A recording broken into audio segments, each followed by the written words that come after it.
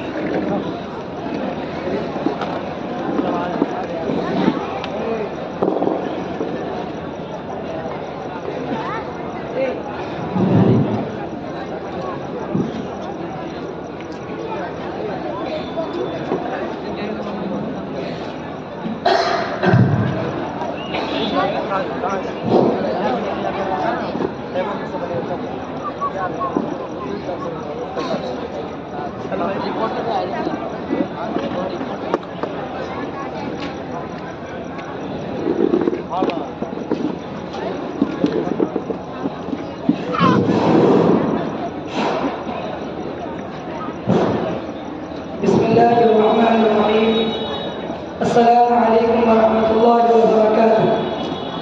Swat news میں آپ تمام ناظرین کا خیر مقدم ہے. ایک مرتبہ پھر نئے شام، نئے مہمان اور نئے وشے پر چرچا لے کر آپ کا غفران آپ کی خدمت میں حاضر ہے. آپ دیکھ رہے ہیں سوات نیوز کی خصوصی پیشکش باطل کی خانہ تلاشی. اس سے پہلے کہ چرچا شروع کریں، ہم اپنے تمام مہمانوں کا اور تمام درشکوں کا اپنے چینل پر سواگت کرتے ہیں. آگے بڑھنے سے پہلے میں ضروری سمجھتا ہوں کہ آج جس وشے پر چرچا کی جائے گی اس کے بارے میں آپ کو کچھ جانکاری دے دوں.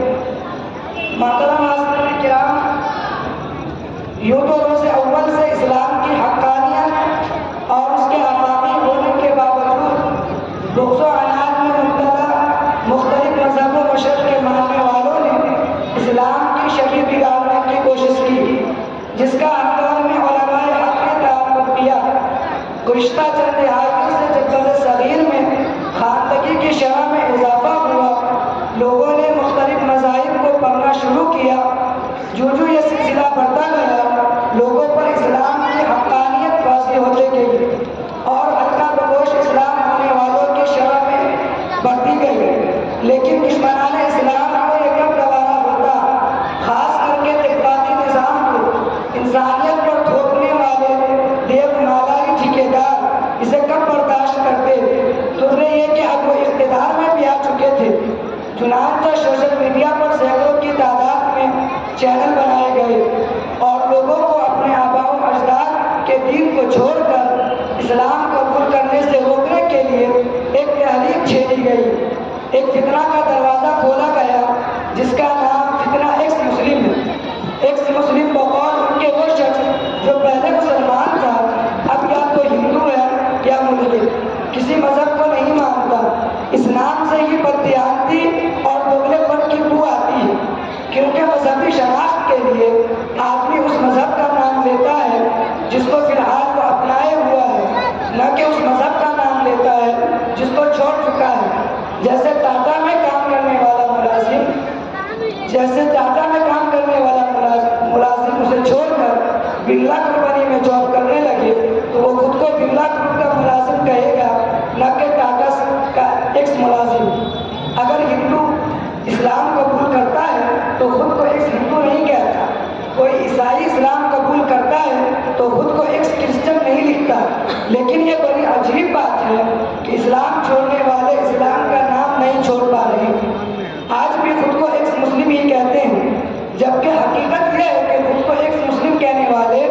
99% لوگ کبھی مسلمان تھے ہی نہیں. یہ تو صرف لوگوں کو اسلام سے بزد کرنے کی خاطر رکھا گیا تاکہ وہ لوگ جنہوں نے اسلام کو قریب سے جانا نہیں جاننا چاہتے ہیں تو وہ یہ دیکھ کر اسلام کے قریب جانے سے رک جائے کہ خود مسلمان اسلام چھوڑ رہے ہیں. اس کا مطلب ہے کہ مذہب اسلام میں بھی کچھ خامیاں ہیں. مذہب جس کو مہذب معاشرہ قبول نہیں کرے گا. یہ تو صرف ایک نام کی نحوست ہے. پھر ان چینلوں کے ذریعے اسلام پر اعتراضات کا لامتناہی سلسلہ ہے. اس کا اثر یہ ہوتا ہے کہ صرف غیری اسلام سے بزد نہیں ہوتے بلکہ ان چینلوں کو دیکھ کر ہمارے مسلمان بچیوں کے دلوں میں بھی شکوک و شبہات گھر بنا لیتا ہے اور جانے انجانے میں وہ ایمان سے ہاتھ دھو بیٹھتے ہیں. کیونکہ ایمان یقین کا نام ہے. جہاں شک پیدا ہو گیا سمجھ لیں کہ ایمان رخصت ہو چکا ہے. برادران ملت، اس وشے پر چرچا کرنے کے لیے ہمارے ساتھ موجود ہیں جناب ریان صاحب مظفر پوری، جناب ابو بکر صاحب اریابی، جناب افتخار احمد صاحب اریابی، جناب اشرف اختر صاحب سیوانی اور جناب اظہر صاحب اظہری. اور وہیں ایک مسلم کا رول ادا کرنے کے لیے ہمارے ساتھ جڑے ہوئے ہیں جناب رئیس سیفی صاحب، جناب آرزو سلیمانی صاحب اور جناب شہباز اظہری صاحب. ہم اپنے تمام مہمانوں کا ایک سواد نیوز کے منچ پر ایک بار پھر سے سواگت کرتے ہیں اور بڑھتے ہیں آج کی ڈیبیٹ کی طرف. تو سب سے پہلے جناب رئیس سیفی صاحب آپ سے شروعات کرتے ہیں. آپ اپنا سوال کیجیے. مسلمانوں کا عقیدہ یہ ہے کہ اس کائنات کو خدا نے پیدا کیا ہے. پہلے کچھ نہیں تھا، سب کچھ خدا نے پیدا کیا ہے. میرا آپ سے سوال یہ ہے کہ اگر سب کچھ خدا نے بنایا ہے تو وقت اور جگہ بھی خدا نے بنایا ہوگا. تو وقت اور جگہ کو بنانے سے پہلے خدا کس جگہ تھا؟ کیونکہ اگر خدا پہلے سے موجود تھا تو کسی نہ کسی جگہ ہوگا. کیا آپ کا سوال ہے کہ وقت اور جگہ کو بنانے سے پہلے خدا کس جگہ تھا؟ یہ سوال ہی غلط ہے. چونکہ آپ نے خدا کو اپنے جیسا سمجھ لیا ہے کہ جیسے آپ کو موجود ہونے کے لیے جگہ کی ضرورت ہے خدا کو بھی ہوگی. ہمیں ایک بات بتائیں، آپ اگر کوئی ڈیوائس بناتے ہیں تو آپ اس کے اندر ہوتے ہیں باہر؟ بھائی باہر ہی ہوں گے نا. اسی طرح خدا نے زمانہ اور جگہ یعنی ٹائم اور اسپیس کو بنایا ہے تو وہ بھی اس سے باہر ہے، یعنی زمانہ اور جگہ سے پاک ہے. سائنس کہتی ہے کہ جو چیز ٹائم اور اسپیس کے اندر ایگزسٹ نہیں کرتی وہ سائنس کی نظر میں موجود ہی نہیں ہے. اور آپ نے خدا کے بارے میں بتایا کہ وہ کسی جگہ یا وقت میں نہیں ہے تو اس کا مطلب خدا بھی نہیں ہے. سائنس کا جو ضابطہ ہے وہ مادی چیزوں کے بارے میں ہے، یعنی ان چیزوں کے بارے میں جو آنکھوں سے نظر آئے یا چھو کر محسوس کیا جا سکے. جبکہ ہم خدا کو مادی مانتے ہی نہیں، وہ تو مادے کو بنانے والا ہے. جب آپ بات خدا کی کر رہے ہیں تو سائنس کا حوالہ نہ ہی دیں تو آپ کے لیے بہتر ہوگا، کیونکہ سائنس کا ٹاپک مادی چیز ہے جبکہ خدا غیر مادی ہے. تو آپ سائنس کے ذریعے نہ تو خدا کا وجود ثابت کر سکتے ہیں نہ ان کے وجود کا انکار کر سکتے ہیں. یہ بات خود سائنسدان کہتے ہیں، میں نہیں کہہ رہا. آپ نیشنل اکیڈمی آف سائنس کے ویب سائٹ پہ جا کے دیکھ سکتے ہیں. ٹھیک ہے، کوئی عقلی دلیل ہے خدا کے وجود پر؟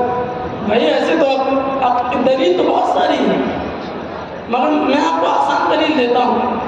اگر انسان اپنی ذات میں غور کرے گا وہ دیکھے گا کہ اس کے اندر پوری کائنات ہے، بڑا باریک اور پیچیدہ نظام ہوا کرتا ہے. ان نظاموں پر بڑا پیچیدہ نظام ہوتا ہے، بڑی نزاکت اور گہرے طور پر سب جڑا ہوا ہے.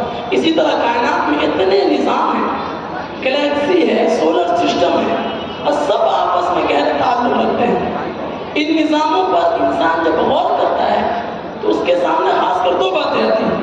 ایک تو یہ کہ یہ چیزیں خود بخود وجود میں آ گئی، یا یہ کہ کسی نے نہیں بنائی ہے، یہ چیزیں خود بخود وجود میں آ گئی. اگر ہم پہلی تھیوری لیں یہ چیزیں خود بخود وجود میں آ گئی، زمین و آسمان خود بخود وجود میں آ گئے.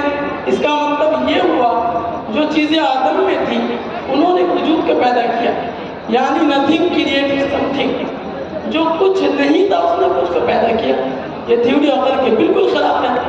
اگر یہ تھیوری نے کہ ساری چیزیں خود بخود وجود میں آ گئی، بڑا دھماکہ ہوا جس کے نتیجے میں دنیا میں زندگی کا وجود ہوا، جس کو ہم اور آپ بگ بینگ تھیوری کہتے ہیں۔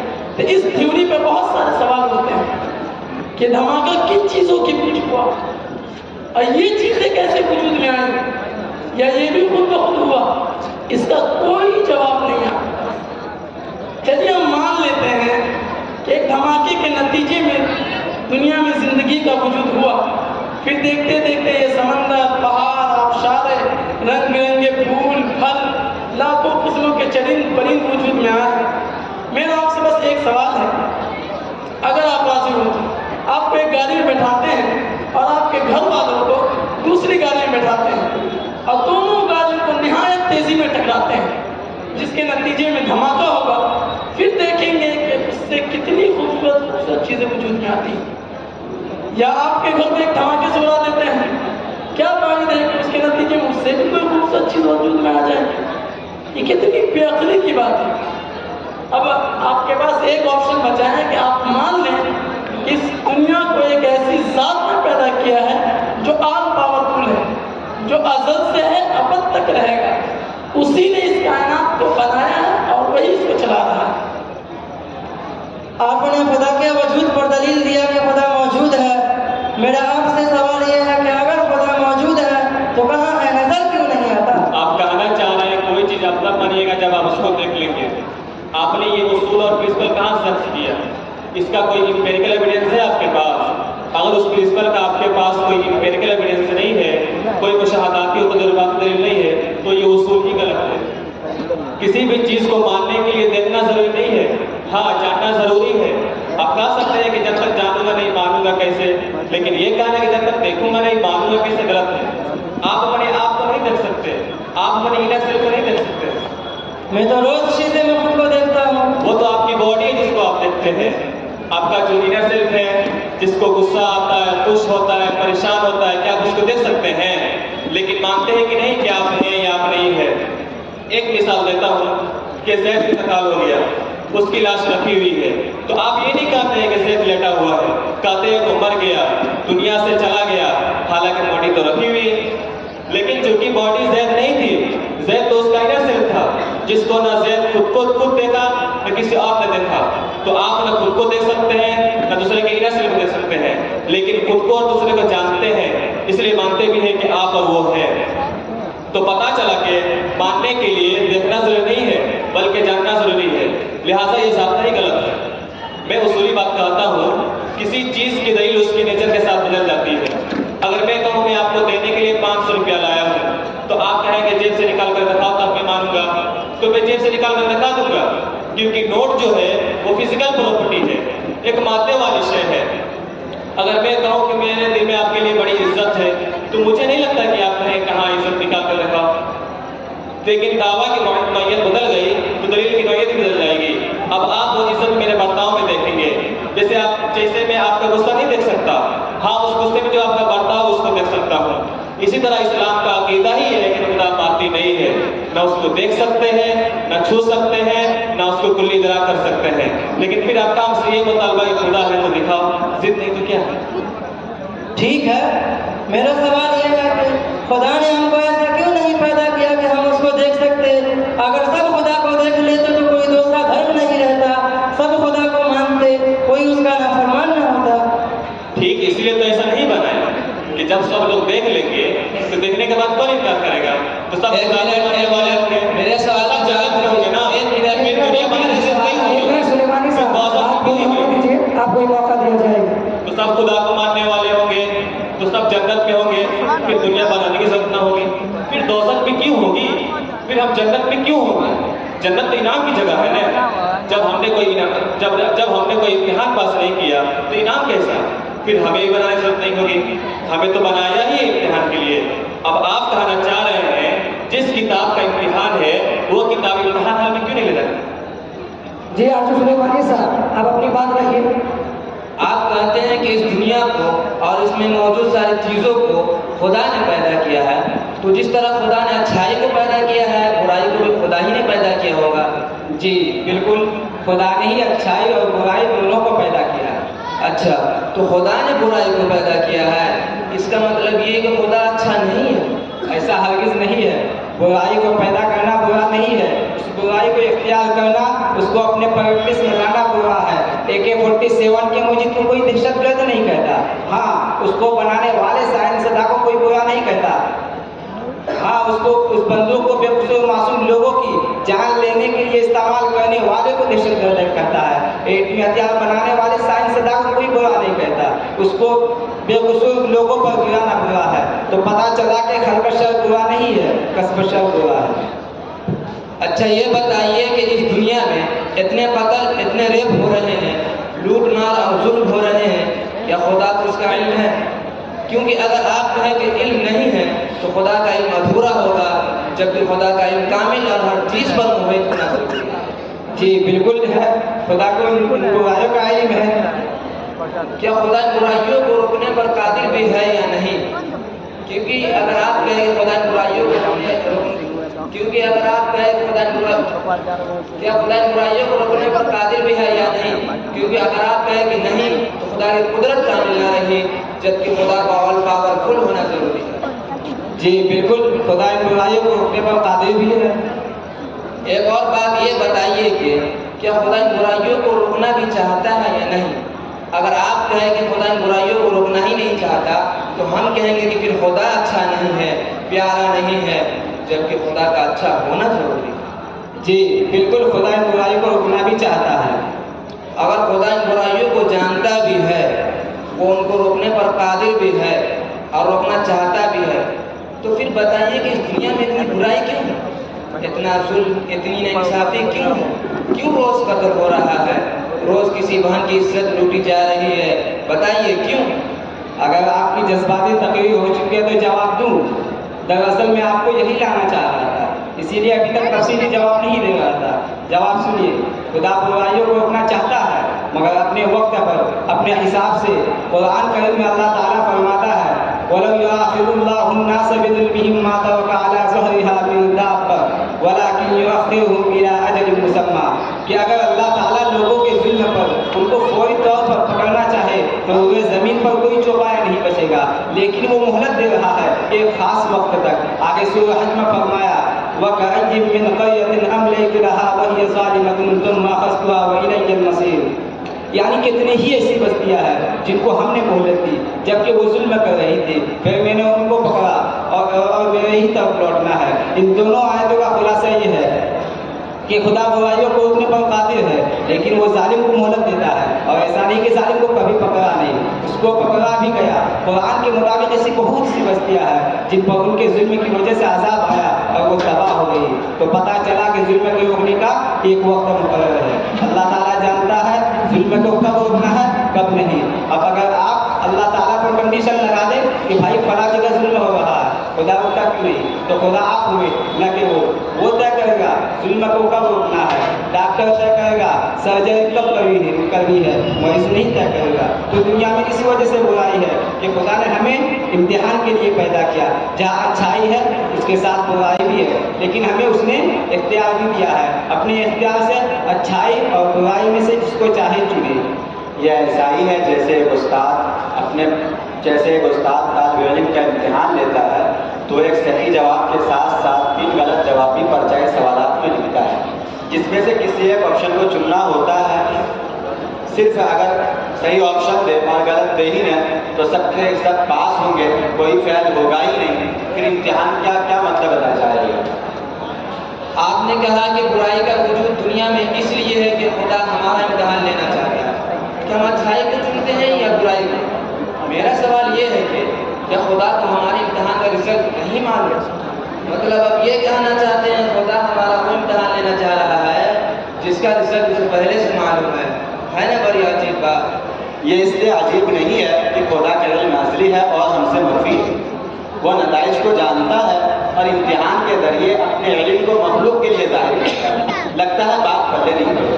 دیکھیے میں آسان بھاشا میں سمجھا دیتا ہوں کہ خدا کی ایک صفت عفو اور اندر کا تقاضا ہے جزا یا سزا، انعام یا ظاہری ثبوت پر ہو اور نہ کہ مخفی ہے۔ اگر اللہ کے علم پر انحصار کر کے بندوں کو جنت یا دوزخ ملنے لگے تو بندہ اعتراض کر سکتا ہے، یہ کہہ سکتا ہے कि मुझे तो मौका ही न दिया गया खुद को प्रूफ करने का, और ये अदल के खिलाफ है।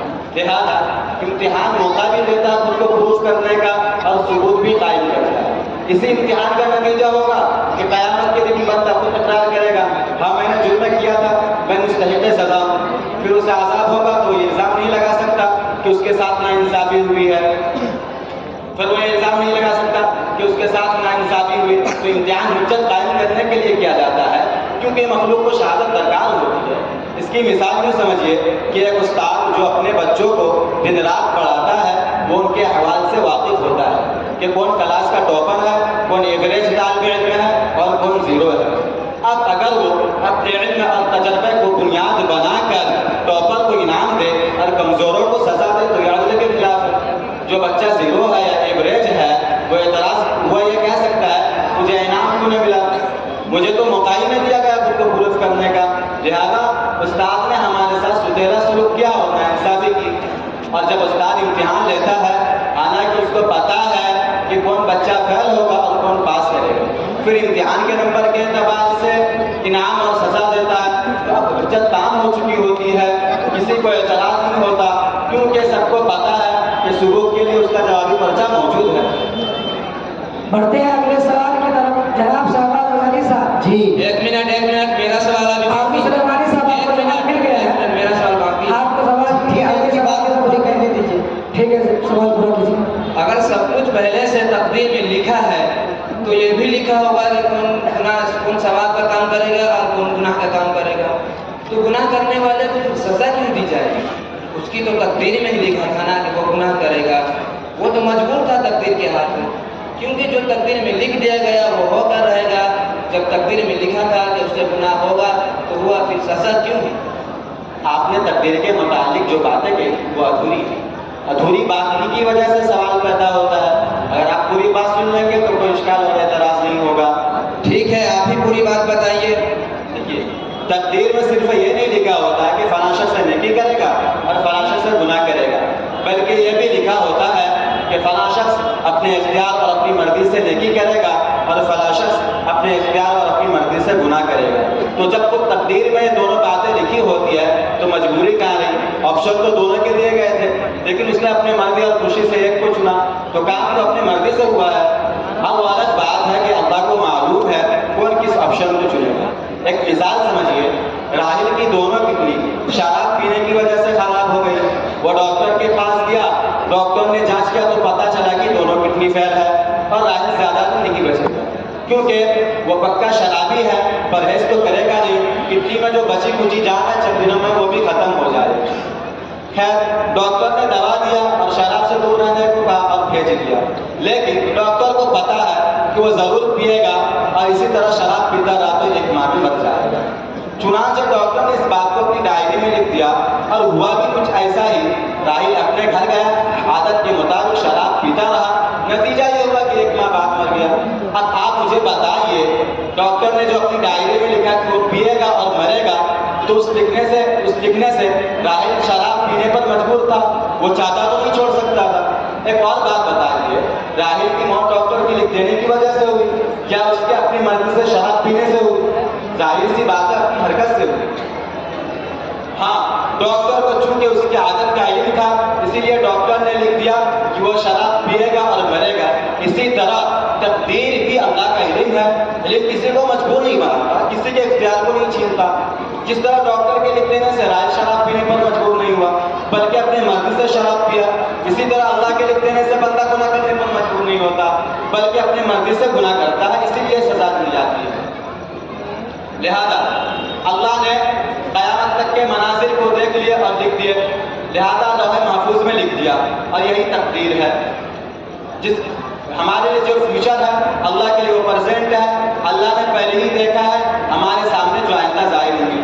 जैसे दो आदमी दूर से आती हुई गाड़ी को देख रहा है, लेकिन पता नहीं चल रहा कि गाड़ी में कौन बैठा है। एक तीसरा शख्स दूरबीन लगाकर देख लेता है कि माइकल गाड़ी में बैठा है, तो जो आदमी दोनों को 5 मिनट बाद नजर आने वाला है, दूरबीन वाले को अभी नजर आ गया।